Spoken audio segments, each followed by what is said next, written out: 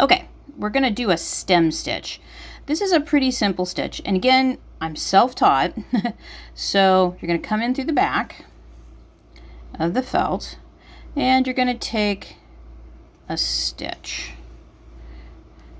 Okay, now your next stitch can come in a couple of different ways.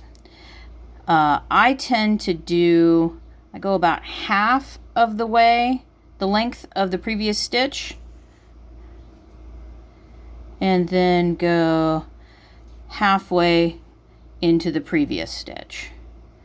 Now, if you split the stitches, that's called a split stitch. We're not splitting the stitch. We're just trying to kind of create this neat little wave. A neat little line. A lot of this is used for things like green growing things, vines, hence the stem stitch. Now for this stem stitch, you can see my thread is a little thicker. Again, I'm using embroidery thread, but I've got 3 strands on a slightly larger needle, so it can easily pass.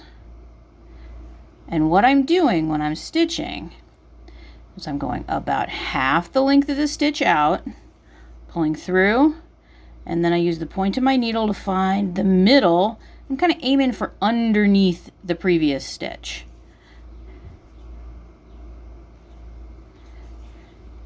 Okay, and there you have it, a stem stitch. Now for the kitten, I use these to outline the eyes, and sometimes to do other little decorative elements on the kitten. And like anything else, you'll just drop a stitch in the back and tie off from there. I also am someone who hides my tails inside the embroidery that's already on the back. I don't like those pulling through. It can be annoying. So there you go, stem stitch.